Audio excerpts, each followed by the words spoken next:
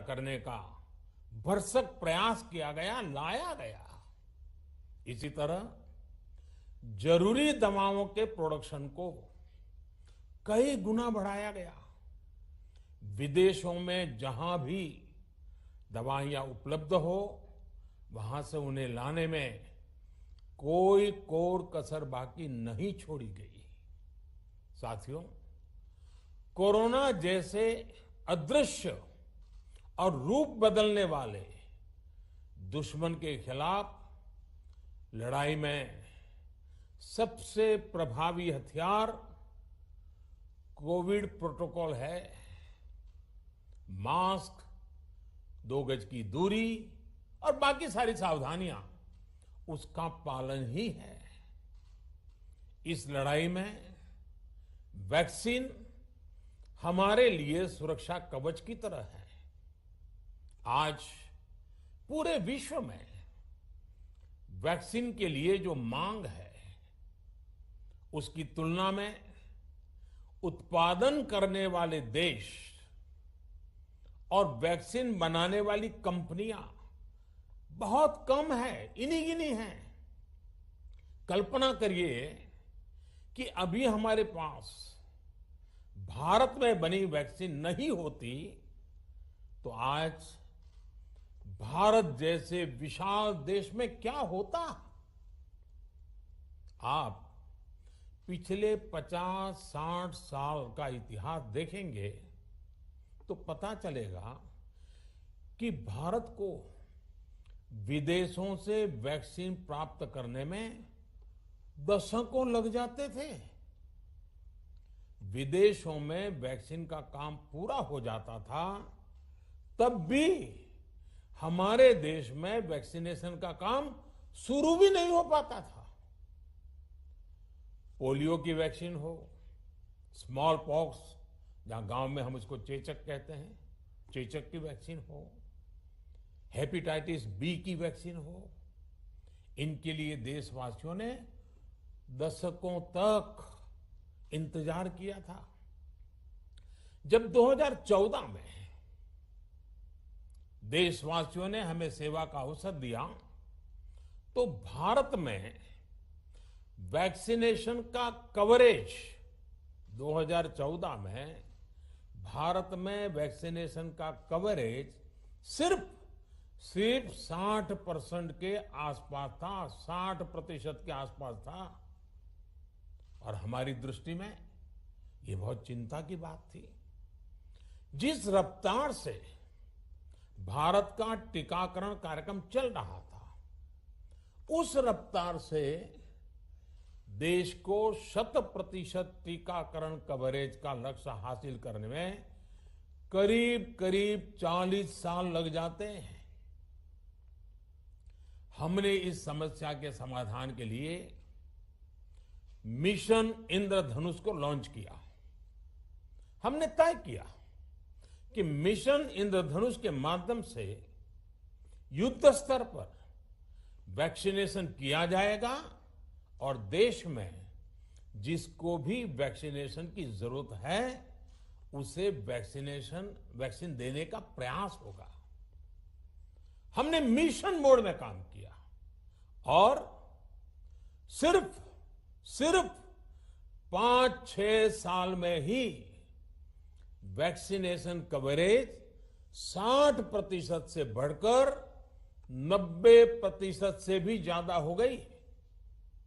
60 से 90, यानी हमने वैक्सीनेशन की स्पीड भी बढ़ाई और दायरा भी बढ़ाया। हमने बच्चों को कई जानलेवा बीमारियों से बचाने के लिए भारत के टीकाकरण अभियान का हिस्सा बना दिया। हमने इसलिए किया क्योंकि हमें हमारे देश के बच्चों की चिंता थी, गरीब की चिंता थी, गरीब के उन बच्चों की चिंता थी जिन्हें कभी टीका लग ही नहीं पाता था। हम 100% टीकाकरण कवरेज की तरफ बढ़ रहे थे कि कोरोना वायरस ने हमें घेर लिया। देश ही नहीं, दुनिया के सामने फिर पुरानी आशंकाएं घिरने लगी कि अब भारत कैसे इतनी बड़ी आबादी को बचा पाएगा। लेकिन साथियों, जब नीयत साफ होती है, नीति स्पष्ट होती है, निरंतर परिश्रम होता है, तो नतीजे भी मिलते हैं। हर आशंका को दरकिनार करके भारत ने 1 साल के भीतर ही एक नहीं बल्कि 2 made in India vaccine launch कर दी। हमारे देश ने, देश के वैज्ञानिकों ने ये दिखा दिया कि भारत बड़े बड़े देशों से पीछे नहीं है। आज जब मैं आपसे बात कर रहा हूं तो देश में 23 करोड़ से ज्यादा वैक्सीन की डोज दी जा चुकी है। 23 करोड़। साथियों, हमारे यहां कहा जाता है, विश्वासेन सिद्धिः, विश्वासेन सिद्धिः, अर्थात हमारे प्रयासों में हमें सफलता तब मिलती है जब हमें स्वयं पर विश्वास होता है। हमें पूरा विश्वास था कि हमारे वैज्ञानिक बहुत ही कम समय में वैक्सीन बनाने में सफलता हासिल कर लेंगे। इसी विश्वास के चलते जब हमारे वैज्ञानिक अपना रिसर्च वर्क कर ही रहे थे, तभी हमने लॉजिस्टिक्स और दूसरी तैयारियां शुरू कर दी थी। आप सब भली भांति जानते हैं कि पिछले साल, यानी 1 साल पहले, पिछले साल अप्रैल में जब कोरोना के कुछ ही हजार केस थे, उसी समय वैक्सीन टास्क फोर्स का गठन कर दिया गया था। भारत के लिए वैक्सीन बनाने वाली कंपनियों को सरकार ने हर तरह से सपोर्ट किया। वैक्सीन निर्माताओं को क्लिनिकल ट्रायल में मदद की गई, रिसर्च और डेवलपमेंट के लिए जरूरी फंड दिया गया। हर स्तर पर सरकार उनके साथ कंधे से कंधा मिलाकर चली। आत्मनिर्भर भारत पैकेज के तहत मिशन कोविड सुरक्षा के माध्यम से भी उन्हें हजारों करोड़ रुपए उपलब्ध कराए गए। पिछले काफी समय से देश लगातार जो प्रयास और परिश्रम कर रहा है, उससे आने वाले दिनों में वैक्सीन की सप्लाई और भी ज्यादा बढ़ने वाली है। आज देश में 7 कंपनियां विभिन्न प्रकार की वैक्सीन का प्रोडक्शन कर रही है। 3 और वैक्सीन का ट्रायल भी एडवांस स्टेज पे चल रहा है। वैक्सीन की उपलब्धता बढ़ाने के लिए दूसरे देशों की कंपनियों से भी वैक्सीन खरीदने की प्रक्रिया को तेज किया गया है। इधर हाल के दिनों में कुछ एक्सपर्ट्स द्वारा हमारे बच्चों को लेकर भी चिंता जताई गई है। इस दिशा में भी 2 वैक्सीन का ट्रायल तेजी से चल रहा है। इसके अलावा अभी देश में एक नेजल वैक्सीन पर भी रिसर्च जारी है। इसे सिरिंज से न देकर नाक में स्प्रे किया जाएगा। देश को अगर निकट भविष्य में इस वैक्सीन पर सफलता मिलती है, तो इससे भारत के वैक्सीन अभियान में और ज्यादा तेजी आएगी। साथियों, इतने कम समय में वैक्सीन बनाना अपने आप में पूरी मानवता के लिए बहुत बड़ी उपलब्धि है, लेकिन इसकी अपनी सीमाएं भी हैं। वैक्सीन बनने के बाद भी दुनिया के बहुत कम देशों में वैक्सीनेशन प्रारंभ हुआ और ज्यादातर समृद्ध देशों में ही शुरू हुआ। WHO ने वैक्सीनेशन को लेकर गाइडलाइंस दी। वैज्ञानिकों ने वैक्सीनेशन की रूपरेखा रखी और भारत ने भी जो अन्य देशों की बेस्ट प्रैक्टिसेस थी, विश्व स्वास्थ्य संगठन WHO के मानक थे, उसी आधार पर चरणबद्ध तरीके से वैक्सीनेशन करना तय किया। केंद्र सरकार ने मुख्यमंत्रियों के साथ हुई अनेकों बैठकों से जो सुझाव मिले, संसद के विभिन्न दलों के साथियों द्वारा जो सुझाव मिले, उसका भी पूरा ध्यान रखा। इसके बाद ही ये तय हुआ कि जिन्हें कोरोना से ज्यादा खतरा है उन्हें प्राथमिकता दी जाएगी। इसलिए ही हेल्थ वर्कर्स, फ्रंटलाइन वर्कर्स, 60 वर्ष की आयु से ज्यादा के नागरिक, बीमारियों से ग्रसित 45 वर्ष से ज्यादा आयु के नागरिक, इन सभी को वैक्सीन पहले लगनी शुरू हुई है। आप कल्पना कर सकते हैं कि अगर कोरोना की दूसरी वेव से पहले हमारे फ्रंटलाइन वर्कर्स को वैक्सीन नहीं लगी होती तो क्या होता? सोचिए, हमारे डॉक्टर्स, नर्सिंग स्टाफ को वैक्सीन ना लगी तो क्या होता? अस्पतालों में सफाई करने वाले हमारे भाई बहनों को, एम्बुलेंस के हमारे ड्राइवर्स भाई बहनों को वैक्सीन ना लगी होती तो क्या होता? ज्यादा से ज्यादा हेल्थ वर्कर्स को वैक्सीनेशन होने की वजह से ही वो निश्चिंत होकर दूसरों की सेवा में लग पाए, लाखों देशवासियों का जीवन बचा पाए। लेकिन देश में कम होते कोरोना के मामलों के बीच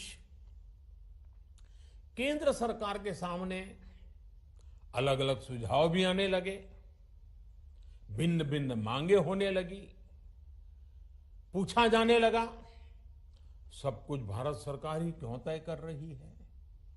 राज्य सरकारों को छूट क्यों नहीं दी जा रही है?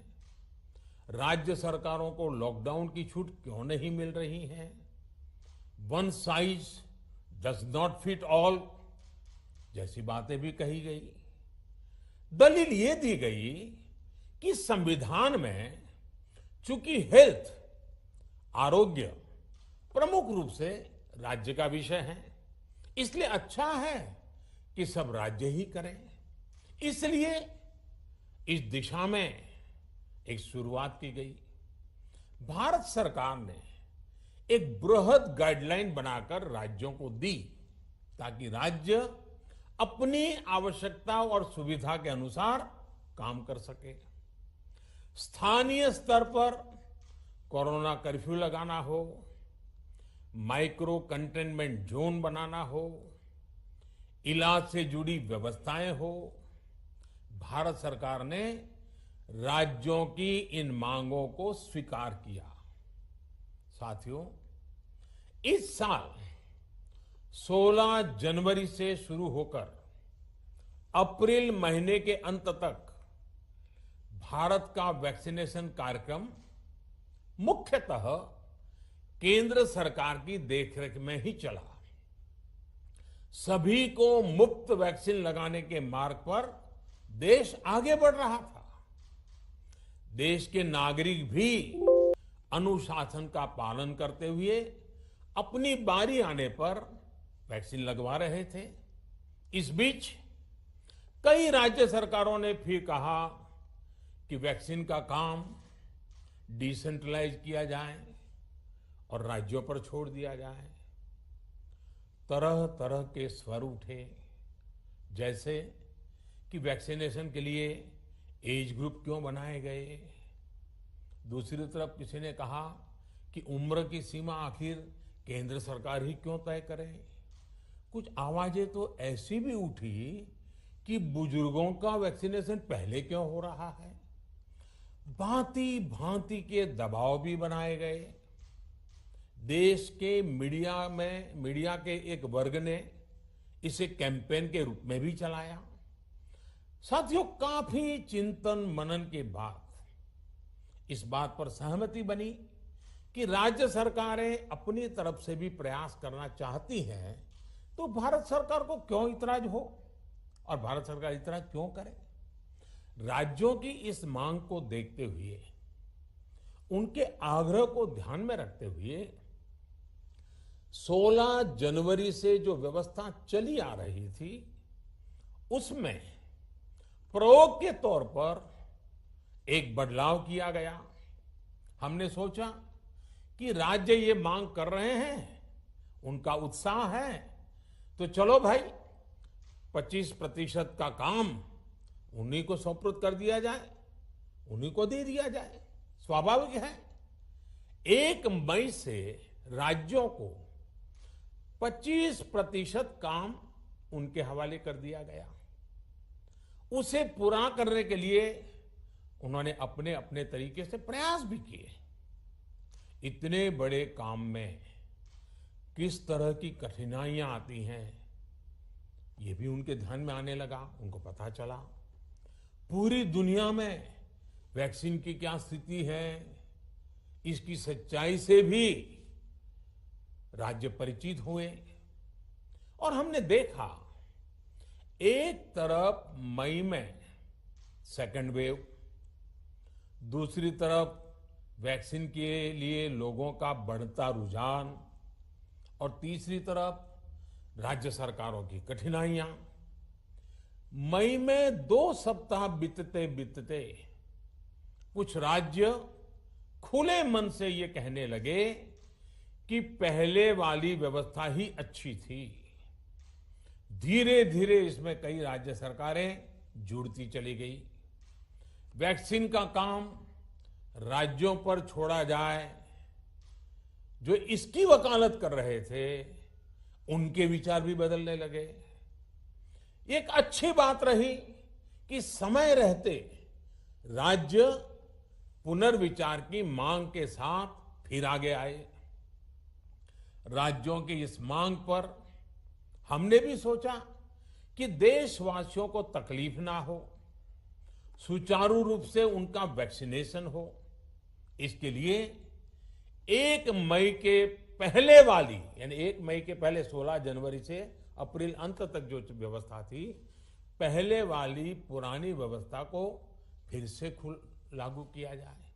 साथियों, आज ये निर्णय लिया गया है कि राज्यों के पास वैक्सीनेशन से जुड़ा जो 25% काम था, उसकी जिम्मेदारी भी भारत सरकार उठाएगी।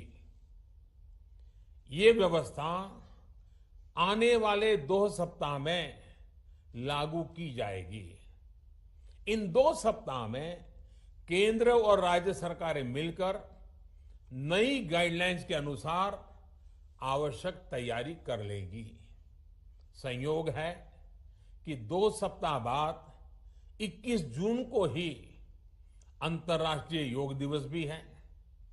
21 जून सोमवार से देश के हर राज्य में 18 वर्ष से ऊपर की उम्र के सभी नागरिकों के लिए भारत सरकार राज्यों को मुफ्त वैक्सीन मुहैया कराएगी।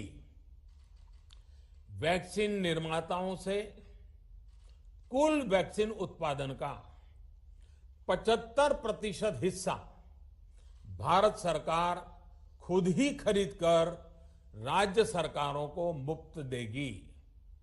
यानी देश की किसी भी राज्य सरकार को वैक्सीन पर कुछ भी खर्च नहीं करना होगा। अब तक देश के करोड़ों लोगों को मुफ्त वैक्सीन मिली हैं।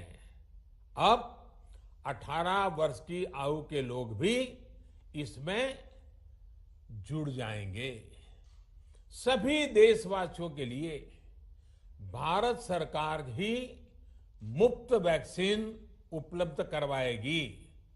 गरीब हो, निम्न मध्यम वर्ग हो, मध्यम वर्ग हो या फिर उच्च वर्ग, भारत सरकार के अभियान में मुफ्त वैक्सीन ही लगाई जाएगी। हां, जो व्यक्ति मुफ्त में वैक्सीन नहीं लगवाना चाहते, प्राइवेट अस्पताल में वैक्सीन लगवाना चाहते हैं, उनका भी ध्यान रखा गया है। देश में बन रही वैक्सीन में से 25% प्राइवेट सेक्टर के अस्पताल सीधे ले पाए, ये व्यवस्था जारी रहेगी। प्राइवेट अस्पताल वैक्सीन की निर्धारित कीमत के उपरांत एक डोज पर अधिकतम 150 रुपये ही सर्विस चार्ज ले सकेंगे। इसकी निगरानी करने का काम राज्य सरकारों के पास ही रहेगा। साथियों, हमारे शास्त्रों में कहा गया है, प्राप्य आपदम न व्यथते कदाचित, उद्योगम अनु इच्छति चा प्रमत्तः। अर्थात विजेता आपदा आने पर उससे परेशान होकर हार नहीं मानते, बल्कि उद्यम करते हैं, परिश्रम करते हैं और परिस्थिति पर जीत हासिल करते हैं। कोरोना से लड़ाई में 130 करोड़ से अधिक भारतीयों ने अभी तक की यात्रा आपसी सहयोग, दिन रात मेहनत करके तय की है। आगे भी हमारा रास्ता हमारे श्रम और सहयोग से ही मजबूत होगा। हम वैक्सीन प्राप्त करने की गति भी बढ़ाएंगे और वैक्सीनेशन अभियान को भी और गति देंगे। हमें याद रखना है कि भारत में वैक्सीनेशन की रफ्तार आज भी दुनिया में बहुत तेज है, अनेक विकसित देशों से भी तेज है। हमने जो टेक्नोलॉजी प्लेटफॉर्म बनाया है, कोविन, उसकी भी पूरी दुनिया में चर्चा हो रही है। अनेक देशों ने भारत के इस प्लेटफॉर्म को इस्तेमाल करने में रुचि भी दिखाई है। हम सब देख रहे हैं कि वैक्सीन की एक एक डोज कितनी महत्वपूर्ण है। हर डोज से एक जिंदगी जुड़ी हुई है। केंद्र सरकार ने ये व्यवस्था भी बनाई है कि हर राज्य को कुछ सप्ताह पहले ही बता दिया जाएगा कि उसे कब कितनी डोज मिलने वाली है। मानवता के इस पवित्र कार्य में वाद विवाद और राजनीतिक छींटाकशी से ऐसी बातों को कोई भी अच्छा नहीं मानता है। वैक्सीन की उपलब्धता के अनुसार पूरे अनुशासन के साथ वैक्सीन लगती रहे, देश के हर नागरिक तक हम पहुंच सके, ये हर सरकार, हर जनप्रतिनिधि, हर प्रशासन की सामूहिक जिम्मेदारी है। प्रिय देशवासियों, टीकाकरण के अलावा आज एक और बड़े फैसले में, उस फैसले से मैं आपको अवगत कराना चाहता हूं।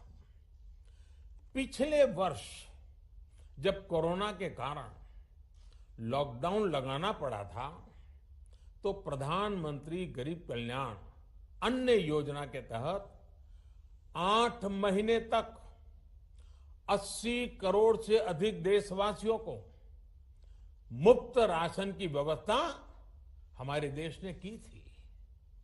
इस वर्ष भी दूसरी वेव के कारण मई और जून के लिए भी इस योजना का विस्तार किया गया था।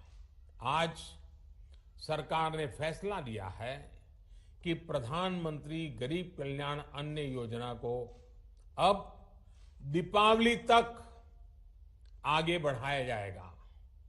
महामारी के इस समय में सरकार गरीब की हर जरूरत के साथ उसका साथी बनकर खड़ी है। यानी नवंबर तक 80 करोड़ से अधिक देशवासियों को हर महीने तय मात्रा में मुफ्त अनाज उपलब्ध होगा। इस प्रयास का मकसद यही है कि मेरे किसी भी गरीब भाई बहन को, उसके परिवार को भूखा सोना ना पड़े। साथियों, देश में हो रहे इन प्रयासों के बीच कई क्षेत्रों से वैक्सीन को लेकर भ्रम और अफवाहों की जानकारी चिंता बढ़ाती है। ये चिंता भी मैं आपके सामने व्यक्त करना चाहता हूं। जब से भारत में वैक्सीन पर काम शुरू हुआ, तभी से कुछ लोगों द्वारा ऐसी बातें कही गई जिससे आम लोगों के मन में शंका पैदा हो। कोशिश ये भी हुई कि भारत के वैक्सीन निर्माताओं का हौसला पस्त पड़ जाए और उनके सामने अनेक प्रकार की बाधाएं आए। जब भारत की वैक्सीन आई तो अनेक माध्यमों से शंका आशंका को और बढ़ाया गया। वैक्सीन न लगवाने के लिए भांति भांति के तर्क प्रचारित किए गए। इन्हें भी देश देख रहा है। जो लोग वैक्सीन को लेकर आशंका पैदा कर रहे हैं, अफवाहें फैला रहे हैं, वो भोले भाले भाई बहनों के जीवन के साथ बहुत बड़ा खिलवाड़ कर रहे हैं। ऐसी अफवाहों से सतर्क रहने की जरूरत है। मैं भी आप सबसे, समाज के प्रबुद्ध लोगों से, युवाओं से अनुरोध करता हूं कि आप भी वैक्सीन को लेकर जागरूकता बढ़ाने में सहयोग करें। अभी कई जगहों पर कोरोना कर्फ्यू में ढील दी जा रही है, लेकिन इसका मतलब ये नहीं कि हमारे बीच से कोरोना चला गया है। हमें सावधान भी रहना है और कोरोना से बचाव के नियमों का भी सख्ती से पालन करते रहना है। मुझे पूरा विश्वास है हम सब कोरोना से इस जंग में जीतेंगे। भारत कोरोना से जीतेगा। इन्हीं शुभकामनाओं के साथ आप सभी देशवासियों का